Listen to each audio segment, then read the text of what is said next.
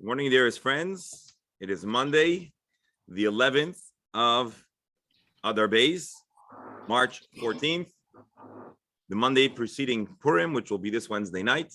We're gathered here to study the entire Talmud, one page, one line at a time. Presently, Maseches Shabbos, chapter 14, the bottom of 107b, and in a moment, 108a. We are on the march through the entire Talmud, one page, one line, two letters at a time. And last time we met, which was on Friday, we spoke of three different halachas that were possibly portrayed as being the viewpoint of Rabbi Shimon, namely three scenarios where Rabbi Shimon advised that one would be patur, exempt for doing what looks like a malacha. The three items were,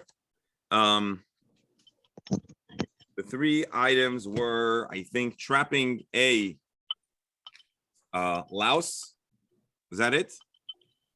No, I'm sorry. They were killing a louse. Yeah, trapping a trapping lice. I thought it was killing lice. No. Or was it killing lice? I'm sorry, you're right, killing lice. It was popping or draining a boil and catching a snake. All three of them, we'd rather not. There are some varying different ways of describing malacha shenitzricha legufa, a malacha that's needed for its own sake. And in my explanation, I have varied a little bit between them. But I think it was Tosfos's pshat, but nobody wants to have a boil. No one wants to have a snake. And people would prefer to be without lice. And so all of the reactions are really not a scenario that one would seek to be involved in. They are all very much bidi avad. Now that we're dealing with the issue, you got to deal with it. So that's one way of understanding malacha shenitzricha legufa. Rabbi Shimon is the one who says if you don't need the malacha or you don't desire to be involved in this malacha and it's no choice, well then maybe Rabbi Shimon says you're patur. The other way of explaining it is that there's no immediate utility or value. The person is not trapping the snake because they want to have a snake skin accessory, and they're also not trapping it because they want to use the venom for medical research. The person isn't popping the boil because they need to have a two-way and access to the infection. They're doing it simply to drain, and a person has no value, no use of the lice. Lice don't sell very well on eBay, and although we know that there's quite an industry around removing lice, as our experts in the field have attested. And so those were three items that were introduced to being the malacha shenitzricha legufa, and at the very least, Rabbi Shimon teaches that they are entirely exempt. We took a look on Friday at the Shulchan Aruch, who describes that possibly there is a degree of leniency for some of these cases, namely trapping lice, and it has to do with the debate if these were consensus opinions or only the opinions of Rabbi Shimon. So again, that was a little bit of a sugya that Mark and I reviewed and we repeated on Friday. But now we went on to the next segment of the Gemara and we'll continue. And there was a question about trapping a fish. I'm sorry, not trapping. A fish that has already been caught but is in the water and then on Shabbos is removed from the water. At what point has the life of the fish been taken? At what point would one be chayiv for terminating the life of a creature which is prohibited on Shabbos? And so we talked about when the fish begins to dry out, and there were some specific nuanced perspectives that when it dries out in a certain area by its fins, and then a fish, unfortunately, under that condition, even if it would be thrown back into the water, is not going to survive. And that was what the Gemara taught us. Now we're going to go on to another interesting teaching that is quoted in the name of Shmuel. Now, I want to make an introduction now because it'll become introduced to us later, and it's good to know now, which is Shmuel is famous for debating in halacha and being a incredibly great scholar alongside Rav. And a little later on today, we're going to talk about the first time Rav and Shmuel ever met. And we find that there was a complex relationship. But for now, it's relevant to know that Shmuel was a physician. And that becomes interesting and relevant to some of the halachot that he teaches, which one could imagine a person that is of the sciences would have more knowledge and access to that information. And so Shmuel was talking about the fish, when a fish dies. And again, a doctor would perhaps have more scientific awareness and knowledge of these facts. And now we're going to talk about another aspect that perhaps a doctor would have an interesting perspective. And so let's share the screen. And well, in a moment, let me get the right text. We'll share the screen and we will get started. Hold, I'm sorry. By the way, I should point out that those that haven't been in Shul, that recently, the Shul acquired a beautiful projector and a beautiful screen. And I'm thinking that maybe at some point, we might be able to have a hybridize our shir and create an opportunity for people who want to join in person, and we'll be able to project. This is just a thought for down the road. We'll be able to, with Hashem's help, to project the Gemara onto the screen, and perhaps even the faces of those that are virtual. Again, this will be, I think this is going to remain primarily a virtual Zoom share, but I'm just putting out that maybe we'll be able to down the road introduce an in-person component as well. Why am I sharing that? Well, just because it's a nice new addition to the shul. And actually yesterday, there was a shloshim for someone who's the friend of a number of people in the neighborhood, and they were able to have a shloshim, and they were able to have a screen and project a video of him, and it was very nice. And so with Hashem's help, it'll continue to enhance community experience. But for now, let's share. Did I share the screen? I shared the screen. So let's get started. So what's really important, and of course I should add, we dedicate our learning for the good health, well-being, and good circumstances for the dear members of this Chabura, dedicate their time and wisdom and knowledge and everything else to make sure that we can study Gemara together, and Hashem should continue to give good health and good circumstances to those in front of the screen, to those behind the screen, for health and happiness. And that's what we have in mind as we study today's Gemara. And I want to mention Leah Bas Rita and Malka Bas Rivka and all others that are in need of a complete refuah. We should have only good, perfect health for all. And now, I think we're almost there. No, here we go. Amar Mar Bar Hamduri, Amar Shmuel. So Mar Bar Hamduri quotes Shmuel as follows. Let's open up our commentaries. Hoishit yadai lemei behema. A person who sticks their hand into the innards, to the womb of an animal, v'dildel ubar shebemeyeha, and detached, terminated. I think that's what we're describing, the pregnancy. Chayiv, the person is chayiv for what sounds to me like terminating a pregnancy. We can read Rabbi Steinsaltz. He reaches his hand into the innards of an animal, detached a fetus that was in the womb, so he's liable. My time, but what we can understand that this should not be done, but what exactly was the Shabbos desecration? Amar Rav Bar Hamduri Asberli. So Rava said that Bar Hamduri, who conveyed this teaching, gave the explanation.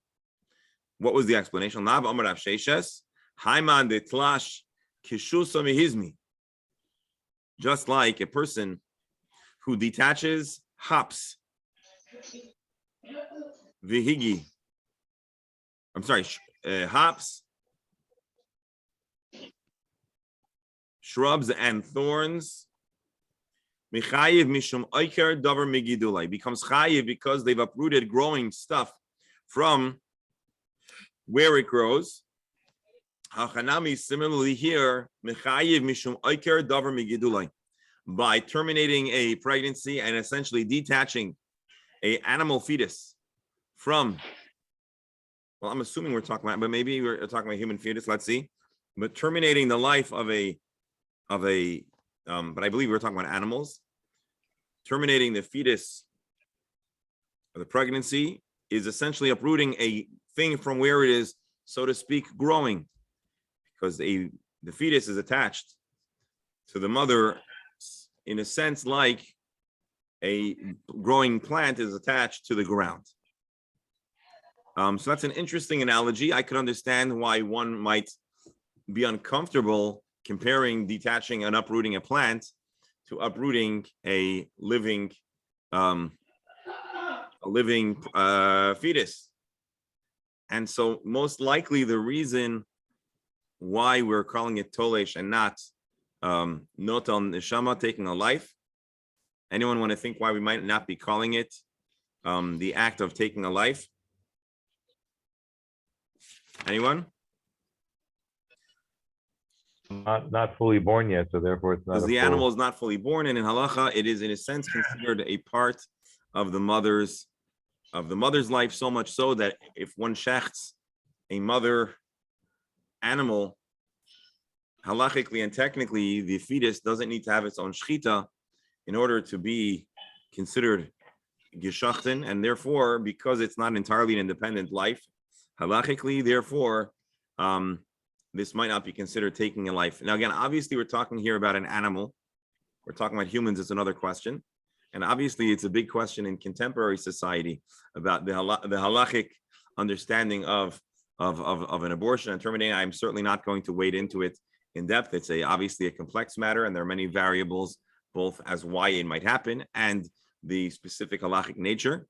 I'm sure you're not going to be surprised to hear that, generally speaking, Torah would not encourage, certainly not a frivolous abortion, but beyond that, I don't want to get into it because there are obviously many variables about the health of the mother, and then there's other questions. Dr. Hammer, go ahead. Where does what you're saying is certainly meaningful and true, the health of the mother. So there are mother animals, and mother animals carry mother fetuses, which become mother, babies. So there's tsar b'alei chayim. How do we know that the mother is not in major distress, possibility of dying, and a veterinarian comes on Shabbos and says, we got to take this fetus out of her being in Bernie, order to make sure that this distress is taken care of. Bernie, I was thinking exactly that. Why would he be going into the innards if the animal was not in distress? So just that's my question, Rabbi. So I don't know exactly why a person is doing it. We're not giving a commentary on the reason, but it's complicated. I don't want to weigh on it. I know we'd love to hear exactly, but we're going to leave it a little bit of a mystery. If there's any melacha that a Jew is allowed to do to save the life of an animal, it's not quite so simple. Most likely, again, this is not halal. This is no hashtag no psak, but maybe one could call a Gentile veterinarian, but a Jew, if it's a full-fledged melacha, would necessarily not have the license to desecrate Shabbos for the sake of an animal. But at this point, we are identifying if it's a melacha, and certainly it is plausible that there could be scenarios where there would be some variability. Now the question is it a melacha? And at this point, the Gemara has asserted that it is a malacha, and we're still not even sure why it's a malacha. It's not taking a life because the animal is not fully alive. It may be something else. I'm sorry. Go ahead. No, I just want to piggyback on my comment, because to put your hand in the womb, okay, if you've ever seen a cow give birth or horse, okay, and if there's a veterinarian or an experienced person around, like you see, go to the ref, you get a cow giving birth every whatever, period of time. They often at the end facilitate this quote delivery. Something gets stuck, a foot is stuck, and this is So I don't, So here it looks like we're sounding. Here it sounds like we're not talking about a delivery. We're talking about an abortion. Yeah, because it calls it a fetus. That's true. Okay, well, not so just the Hebrew, but dildel literally means like to detach, to unplug the fetus. And so at least Rashi strongly interprets, and that was the default assumption. We're not talking about assisting labor. Here we're talking about terminating a pregnancy. Just to show you Rashi, Akar, he uprooted, he pilto al yedei dildozeh. The animal was a was a nofel. The animal was a stillborn or an abortion, let's say, Right. as a result of this. Now, because the animal is not considered a full-fledged living creature, it's not going to be, it's not notel nefesh, it's not taking the life of the animal, but it is taking something that's growing and detaching it from its vitality, detaching it from its life source, which is also prohibited. The tilas neshama, Okay. well, actually, there are those that say this isn't the tilas neshama. I should be clear, but there are others who explain that this is like uprooting a living being. That's what the Gemara says. Oh, sorry. Okay, so this is that discussion, the discussion of this act. Now, if you want to just see real fast the Meiri that I quoted, the animal may have not even emerged from the womb, but he removed it in a way that it's not going to continue to grow. Even though he did not extract the fetus. So Dr. Hammer, the Meiri is also addressing your question. Maybe even if this is nominally part of the birthing process, I'm not saying that's what he's saying, but it hasn't been birthed. It's just been detached, and to terminate a birth in this way, I suppose is not going to allow it to become a viable living animal. But anyways, back to what he says. He uprooted it from its position within the womb. Even if the animal doesn't die. The Meiri has the opinion that this would be considered killing the animal. And so therefore he explains it that the animal just has been uprooted from the location or the position, or I guess maybe you're cutting the umbilical cord. I haven't seen an animal give birth, at least not with that detail. But even if that is not the case, one could still be chayiv. Great other sages describe that we're talking about even if the animal did die. This would not be an act of taking the life of an animal. So long as an animal isn't born, it would be inaccurate to describe the taking of the life of this creature, because the animal is not alive in the fullest halachic sense to be considered to have been killed. Anyways, the Rambam famously, and again, I know I said the Rambam famously describes that if a mother's life is in danger by the fetus, by pregnancy, and to terminate the pregnancy, to abort, would save her life. So then the Rambam describes that the baby has the din of a rodef. It's seeking to take the life of the mother. And if I recall correctly, then he says that one would be allowed to take the life of the baby because it is saving the life of the mother. Again, we're talking here about an animal, and so obviously there are vast distinctions, certainly in Jewish thought, between a human and an animal. But I guess the scientific principles are at least somewhat similar. Let's do one more thing. Let's take a peek in the Mishnah Torah of the Rambam here, who talks about kotzer, harvesting. So there's different different plants and different fruits have different amounts. No, I'm sorry, I'm quoting the wrong one. I'm sorry here. Hashoichet chayiv. One is prohibited from slaughtering an animal on Shabbos. Not only slaughtering, if one takes the life of, this is again an earlier Gemara we just read. All critters, wild, domestic animals, birds, fowl, fish, shiratzim, regardless of the method of taking the life, whether it's with a blunt force or shchita or puncture or whatever, one is chayiv. Strangulation of a critter till it dies. This is a tolda. One is also prohibited from strangulation, strangling an animal or choking it. and this is our Gemara that we just read. Therefore, if a person takes a fish out of a bucket of water, why does the Rambam say a bucket and not out of the sea? Because if you take the fish out of the sea, you've already done another malacha of tzad. But here you've already trapped it; it's in your custody. But you take it out of the water. So the Rambam understands that the act of taking a fish out of the water that we just read would be yesterday or on Friday rather is like choking because you're not allowing the fish to breathe, to live. Even if it didn't actually die, but it's dried up to the point where it's not going to live, you cannot live.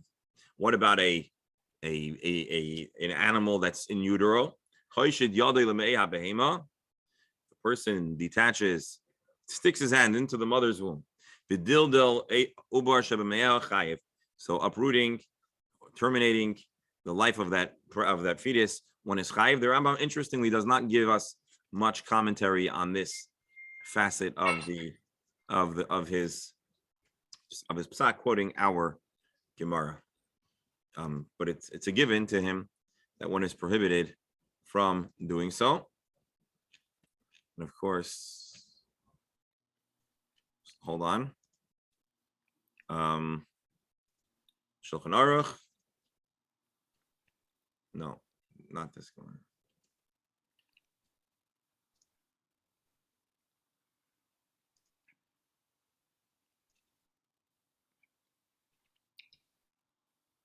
All right.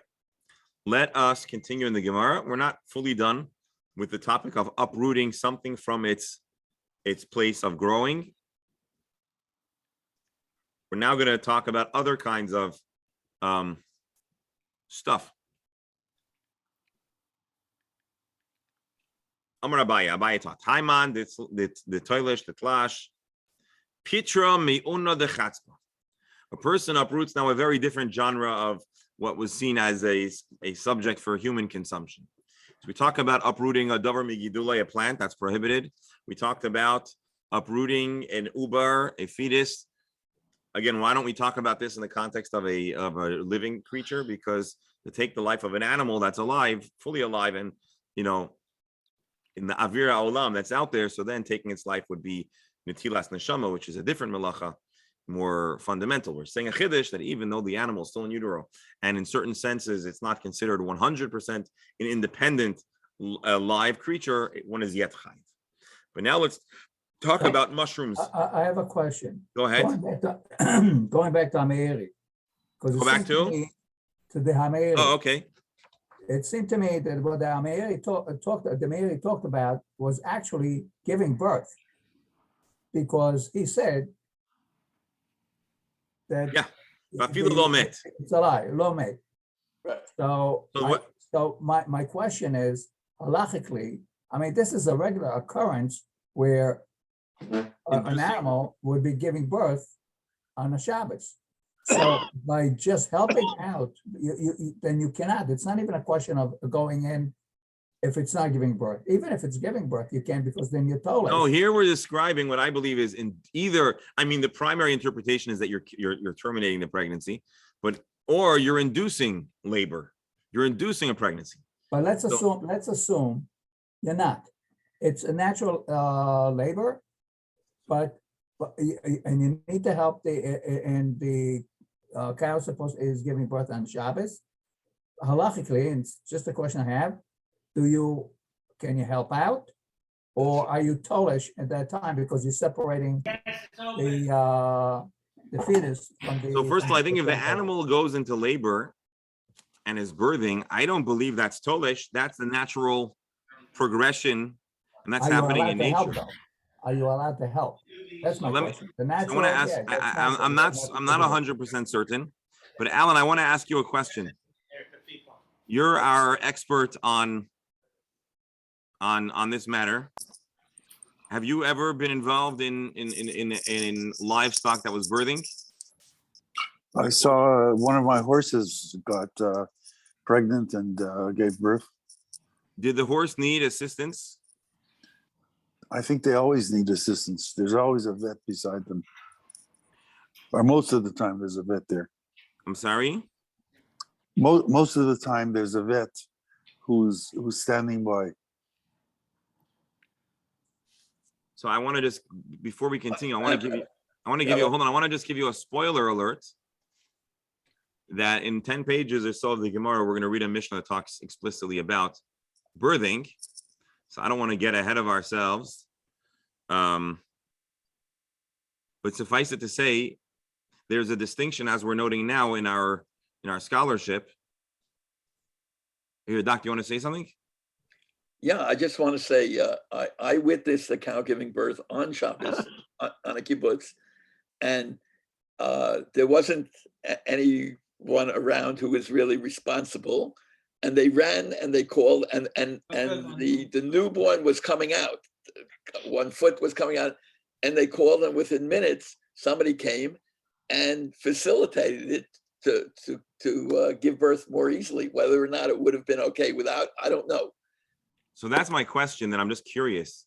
Generally, in the wild, I know animals manage to birth without assistance. How do I know this? Because I learned Chumash with Rashi. And we know famously the Miyaldot were tasked by Pharaoh to kill the Jewish babies. And they weren't doing their job. And Pharaoh calls them in to give them a tongue lashing. And they say, what do they say? Lo ki yaldot hamitzriyot evriyot. The Jewish women are different than the Egyptians. Kechayotena. They're like wild animals who birth naturally without assistance. And by the time we come, it's already too late to do what you're asking of us. So I want to just show you the Mishnah because it is related, and then with Hashem's help, in not long we'll dig deeply into here. But I apologize. I have to leave. See your Mitzvah Shem Wednesday. Rebera will be in touch. Have a safe trip, Yes. and Take care. the Zoom link should remain the same. And hopefully we'll keep the internet open and free in our hemisphere. So just real fast. You're not allowed to birth an animal on Yontif, but you can be a support. So Dr. Hammer, the question that we'll ask you then, and maybe you can ask now, was what happened then, birthing or support? And obviously one is allowed to assist a woman in labor on Shabbos, and we can call a midwife and desecrate the Shabbos in every sense. And that's the Mishnah that we'll read in a few, probably a week or two. But anyways, I don't want to keep everyone mamish in suspense. So there we have it. There's a distinction between miyaldin and misadin. And what that distinction is, I want to hold till then so that we could do this research properly. Suffice it to say, here it's more clear to most, although again, the Meiri says differently, that what we're describing here is not laboring or inducing labor, but more like trying to terminate the labor of an animal. And why one would desire to do so is a question that I have. But I suppose those that are involved in the industry, maybe they're afraid of weakening the mother because the mother is more prized for, I don't know, other things. But again, I don't know. But it is an interesting question to ask about why one might be incentivized to terminate a labor. Maybe, I don't know. Anyone, any theories before we jump into the next discussion about mushrooms? You mentioned before that there's many animals who give birth in the wild, Right. but you don't know how many have died giving Oh, birth. so I was going to say the wild. mortality rate obviously is higher than if there is support. That's right. Right. As a matter of fact, I think like there's, unfortunately, most creatures in the wild, not only mammals, but even, we know this about, let's say in Florida, we're very into our turtles, right? And so the turtles lay eggs, and because of the turtles that lay nests in the sand or eggs in the sand, we're not supposed to have certain kinds of lights for certain months of the year. So us Floridians, we're very into, so I think the percentage of these hatchlings is that make it to adulthood are like minuscule, like 1 in 100, or like a very, very tragic number, because a certain number of eggs don't hatch, and then a certain number of eggs that hatch don't make it into the ocean, and a certain number of those hatchlings are consumed by predators. And so indeed, for most living creatures, the viability rate is quite low. And unfortunately, even, I don't know if the word is even, but in human pregnancy as well, there's many many risks, and there's a reason why the halacha basically waives so much about childbirth on Shabbos, because of the risk to the mother and the risk to the child. And I haven't done this in a scientific manner, but I've mentioned this before. I think most people in their family tree have evidence of an ancestor in the past 100 years or so of a mother who died in childbirth, or step siblings. Almost everyone that I've spoken to that come from the shtetl have step siblings or half siblings. And I think a lot of that unfortunately has to do with the high mortality rate of mothers dying in childbirth. And of course the Torah as well records multiple such episodes. And Rachel, One more thing about the assistance that's given to horses is that horse race, especially race horses, they're always bred by what they call a sire, a horse that's they choose got the a father. proven record. Yichus brief. And when the horse gives birth, it'll be worth several $1,000s or hundreds of thousands of dollars. So there's always somebody present. You're saying those bred horses are very valuable, and so no one can afford to lose even a single. Yeah, it might cost $25,000 or $50,000 just to breed it. It's interesting. I just want to show you really fast while we're at it. So the Rashba quotes the Ramban. I guess we could look at the Ramban himself.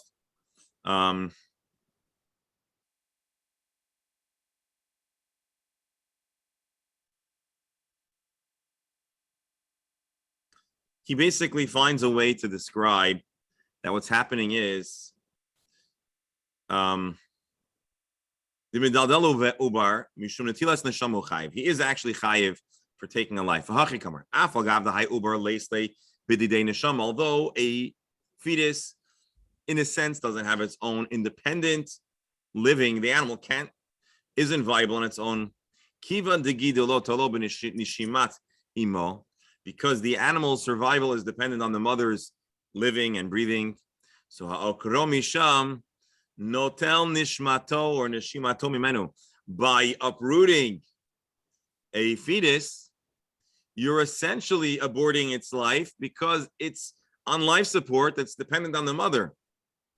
And so although what's happening is akira, but the act of being okir, the act of detaching the fetus in utero from the mother is taking from that animal its ability to live, to breathe, because it has it's in this life support kind of situation. So as you can see, there are many different nuanced ways to explain okir, ranging from no, it's not alive, but you're still detaching it from its life, to the Ramban who's Mishalev, who blends the two and says actually the animal is alive, it's dependent on the mother, and by uprooting it from the mother, you're essentially cutting off its life. So anyways, well, let's go on to mushrooms. Amar Abaya, Haiman detlash pitra mi'una de chatzpa. So in modern Hebrew, mushrooms are pitriot. Pitra, I believe, really means fungi. And specifically, okay, mushrooms, mi'una de chatzpa. So you have a dish that's growing. I'm sorry, you have a pitcher that has a handle, and all of a sudden the handle is sprouting mushrooms.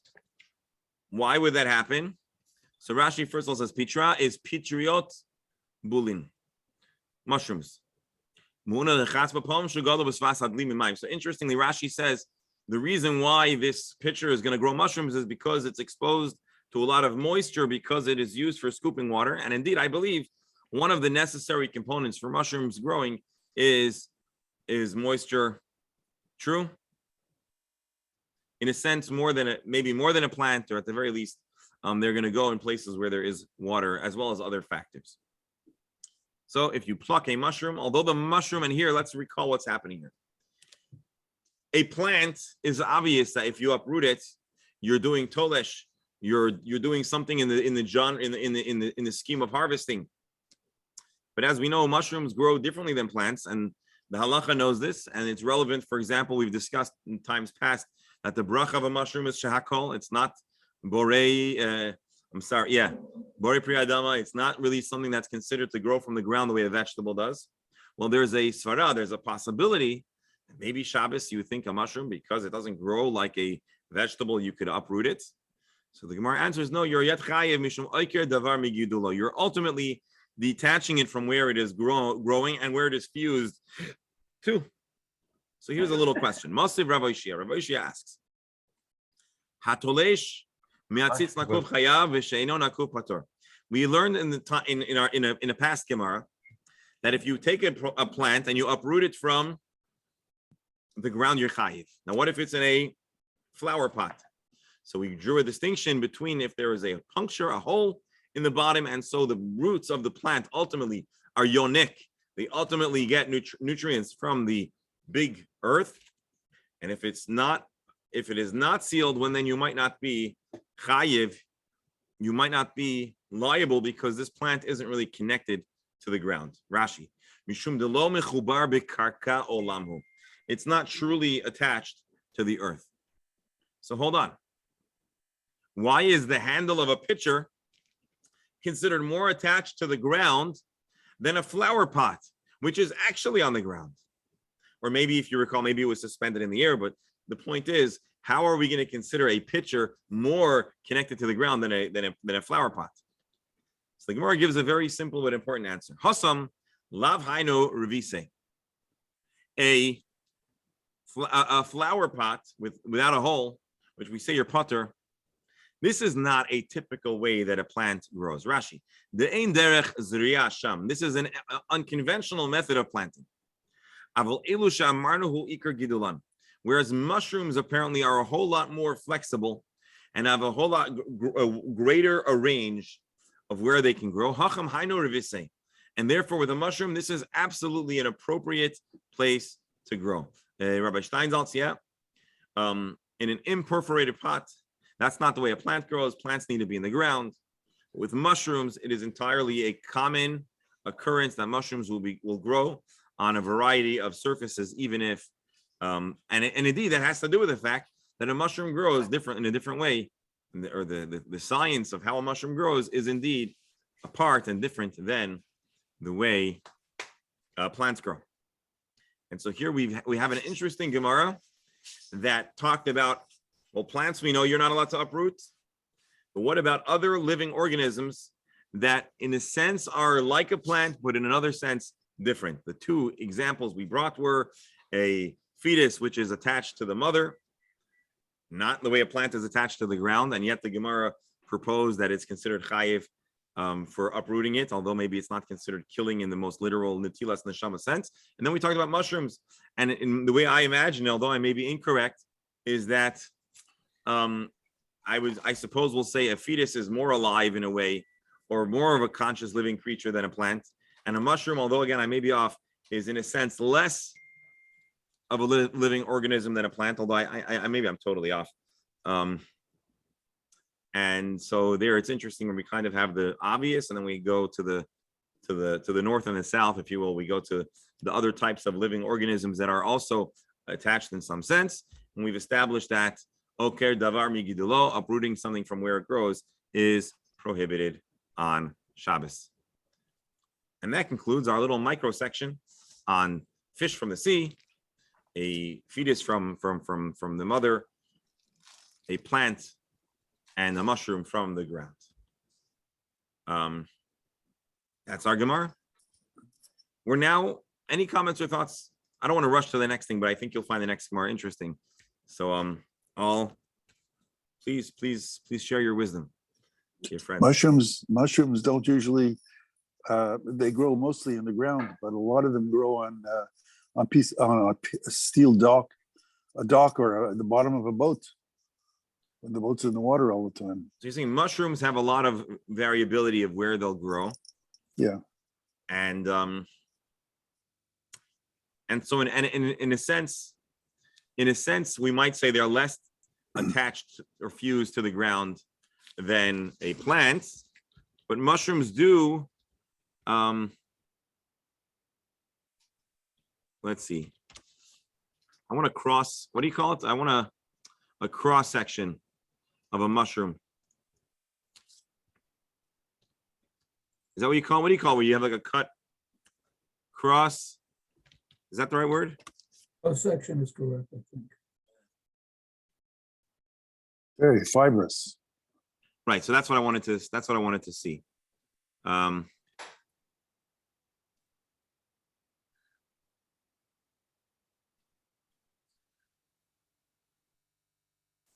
here.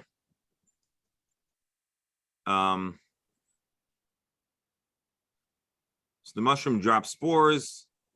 They do their thing. They begin to sprout. So if we look at this sprouting situation, it has a root-like appearance, but it's not quite a root as a plant. Is it a root or? But again, I'm looking. Alan, am I getting it right So far, so far? So what do we call? Are those roots? What's the word for those? The mycelium. What is that? Are they No. roots? I think the mycelium is a form of getting moisture into the, so you would consider the type of a root. Mycelium is a root-like structure of a fungus consisting of mass of branching thread-like, what is it, hyphea? Fungal colonies composed of mycelium are found in the soil and in many other substrates. So essentially, I guess mushrooms and other fungus type have this root-like way of spreading around. But we'll be medayik in the words of Google or Wikipedia. They don't call them roots; they are root-like. So I guess there we have the distinction and yet a commonality between mushrooms and plants. Now let's take a look at our next Gemara. So the Mishnah teaches about harming chaya v'oif,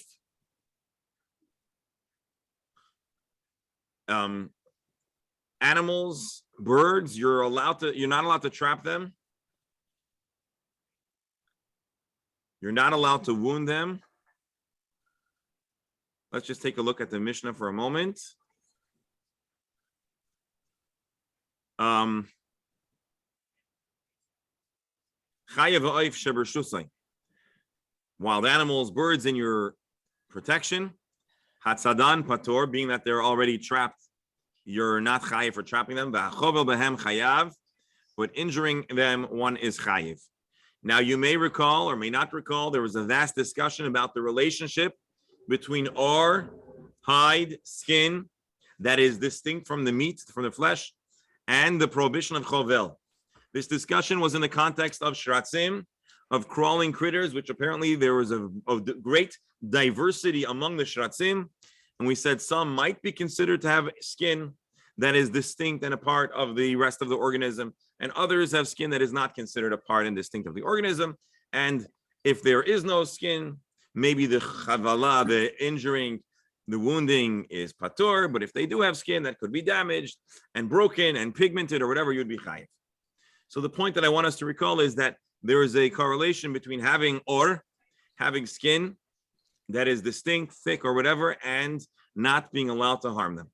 So here comes the Gemara and says like this: chayiv ha'oif, you harm them, you're chayiv. And this influences a very interesting discussion. The discussion of what kind of skin, hide, can be turned into a parchment and used for the holy works of tefillin. Now, our tefillin, for the most part, are on calf or sheep skin, more calf skin today. Once upon a time, there was a pervasive use of deer hide in Torahs. Certainly, I think in Sephardic and Persian Torahs, I think most likely were on deer skin, and other Sfarim. Has anyone ever heard of a tefillin written on a bird skin? I have not. But that doesn't mean that there is a discussion on the matter.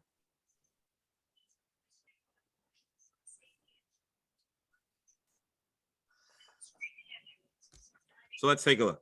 Amar Rav Huna. Kaisvin tefillin al gabe arshal oif tahar. A person is permitted to write tefillin on the skin of a kosher bird. Amar Rav Yosef. Rav Yosef asks, "My kamash malan, why are you teaching this? Isn't it already well known? The Islay are you trying to teach us that birds have a distinct or from the meat? Tanena, it's already known and inferred from our Mishnah. To hurt a bird, to injure a bird, you're chayiv. This means that a bird has skin. A bird has skin, hides, although I don't think we'd really call it hide, but conceptually or halachically, maybe it's considered hide. Abai says, you know what? Tuva kamash malan. In truth, this is quite a chiddush. We're being taught a whole lot of important stuff, which I would not know otherwise. You know why? Because there's a very, very big difference between the nature of animal skin and bird skin. I think we know this from our own experience. Alan, help me out again. Would you say that there's a big difference between the nature, the texture, the use, the malleability, the pliability of animal hide versus bird skin? Bird skin is a very, very delicate. Very type of delicate, very skin. soft. I've never Very soft. seen. It's just, Have you ever seen something fashioned from bird skin? no. Me neither. So the Gemara says, yeah, that's a chiddush. The bird skin is very distinct. Havamina kivan the ispe nikve loy. I would think because a bird skin has many holes. You know why there's a lot of holes in bird skin? Because to get bird skin that you can use, you have to remove the feathers. I'll tell you what I did see made out of bird skin. I'm sorry, what have you seen? I've seen something made out of bird skin. I'll tell you What? what it was. Did you ever hear of a Helzel? It's they used to take in the country Right. the skin of the neck and stuff it. Right. Oh, And in it was a like food, kishka, but in it a was like a dish. kishka, but it was made out of it's the Helzel. It's the Right. No, it's the no. neck. I'm saying with the It's either exception of in chicken or culinary, turkey, they would sew it up. That's my mother used to do. right.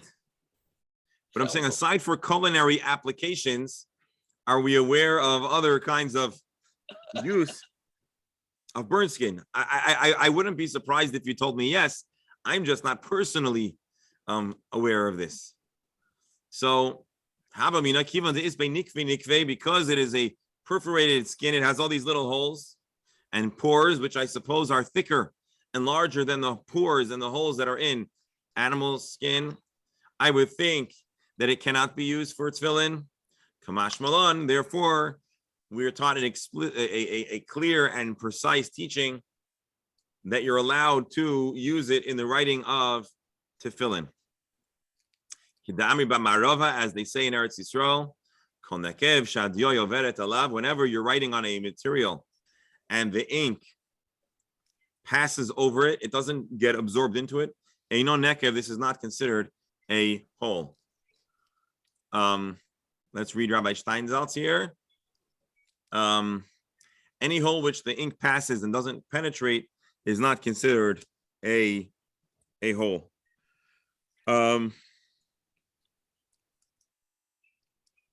Because the words of the tefillah need to be, Rashi says here, the Rachman Amar Ochsavtem, Siva Tama, the words cannot be broken, the letters cannot be broken up. Shlema Velom of Seket. And if every time you try to write, the ink drops in and you have these little holes where the letter is not seamless, it wouldn't be kosher. But here we're saying that one may use the skin because it works. Let's take a fast peek.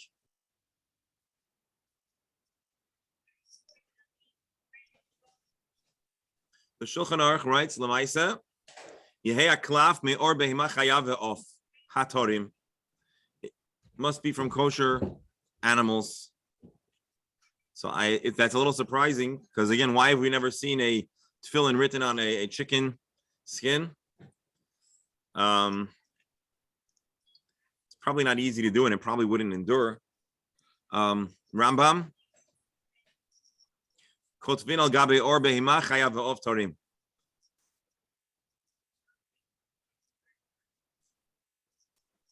Very interesting. Bird skin is used.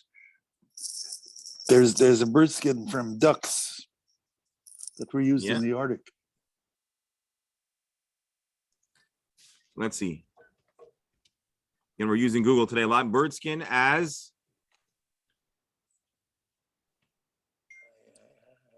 Bird skin from ducks. bird skin as parchment. Bird skin. Look on Etsy.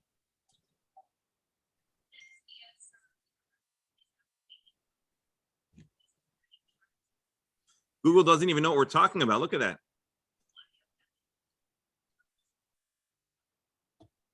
Goat skin.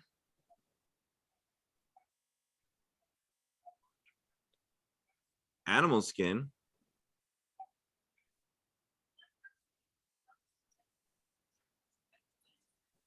All right.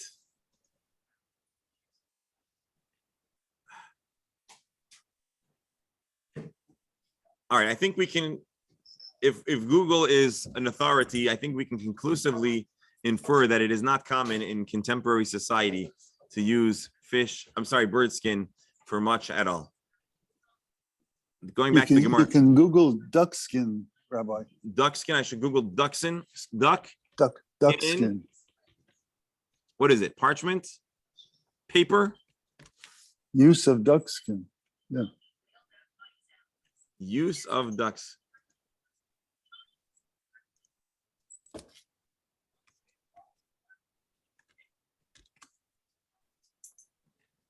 We're getting a lot of culinary ideas.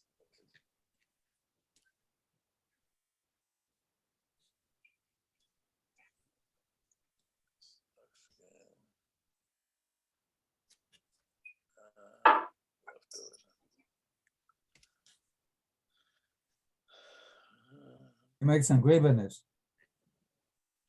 Google is not being very helpful. I have it. Maybe Google has an agenda to keep from us the art of using. Okay.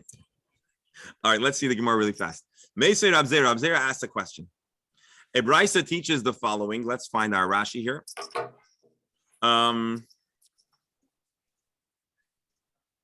Vayikra, we read this.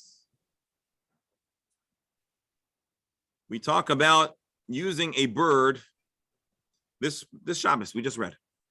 So im min ha'of olah karbanov. You use a bird as an olah. So use turtle doves and pigeons, etc., etc. You should remove the crop and its contents and cast it into the place of the ashes on the east of the altar. The shisa oto b'chnafav, tear it open by its wings. Lo yavdil. You should burn the bird as an olah, which is a burnt offering, and you can include the feathers. I'm sorry, the wings. Im knafav. In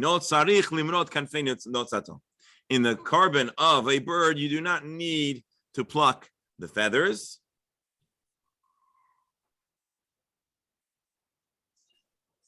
And then the Gemara asks, Rashi asks, feathers, that's not a pleasant thing to burn. And then he says, yeah, you know what? The ani feels bad.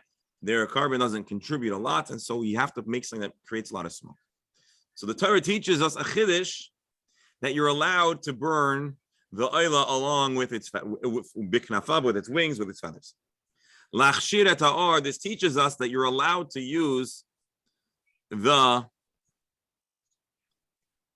keep the wings, the feathers, and burn it. If we suppose that it's considered skin, halachic skin, why does the pasuk say that you're allowed to use it? Typically, skins are not allowed to. Amar Abaya, Arhu, it is considered leather, skin, and usually you're not supposed to burn the skin. But here the Torah is telling us, you know what? By birds, because of unique dynamics that are specific to the person that's going to bring a carbon that's from a bird, it's allowed to be burnt, but it is considered ar. So the Gemara thought from the fact that you're allowed to burn the wings, which included skin, that the skin is not considered leather or because or doesn't go on the mizbeach. The Gemara says no. It's a chiddush of birds that it's considered or and it's burnt. Ikadamri, others present this teaching in a different way. Amar Rav Zera, Afanan Ami Tanena. Indeed, we've been taught in the Torah B'chnafav l'Rabbi Sasar to include the permissibility of burning the leather, the skin. It's not leather, but the skin of birds. If you'll say that it's takik, it's halachically considered skin. Indeed, that's why the Torah has to tell us at it, because being that it's considered or, and or doesn't usually belong on the mizbeach, the Torah has to give us an explicit reference that it is included. Had it not be considered leather, we wouldn't need a pasuk. This is proof. Oh, Abai says, in truth, you could infer that it's not considered. Or I might think that because it's all perforated and punctured, it's gross for the mizbeach, it's not mechubat, it's not honorable. Kamash Malan, we teach us that you're allowed to burn the leather. So the Gemara tells us that you can come at this question from two angles. Ultimately, we know halacha l'maisa. We do consider in the halachis paskin, like the first version, which considers bird skin to be halachic skin for the purposes of writing tefillin. And the Gemara that we're going to talk about tomorrow is what about fish skin? Can you use fish skin for writing tefillin? And it's going to also have a very unique and interesting twist. And so we'll talk about that with Hashem's help tomorrow. Until then, thank you all for joining us. Sounds very fishy. Another journey in the Talmud. Tomorrow will be a fishy Gemara. Yes, indeed. Reminder, Purim's coming up. Wednesday is the fast of Esther. Wednesday night, Megillah. We'll be reading the Megillah. Well, Mincha will be at 7:10 or 7 o'clock. Ma'ariv will be at 7:50. Megillah reading will be here at the shul at 8 o'clock. Bli neder, we'll have the doors open outside to accommodate those who would be more comfortable outdoors for the Megillah reading. And if anybody is unable to otherwise make it to the Megillah or need a private Megillah reading, please reach out to me privately and we'll do our best to accommodate. It's important to us that our dear friends and especially the Gemara Chabura are VIPs. So please reach out and we'll aim to accommodate if you need a private Megillah reading. And the main thing is everyone should have good health and happiness. And as these days are days of circumstances turning around for the good, let's see in the world and in our personal lives only brachas, and even areas that seem dark, let it be. La yudim hayta ora v'simcha v'sason v'ikar. It should be good, blessed, healthy, happy, and joyous. I'm going to end this link, and then everyone's invited to rejoin to study Chumash with Rabbi Shalom Ber. Thank you all so much.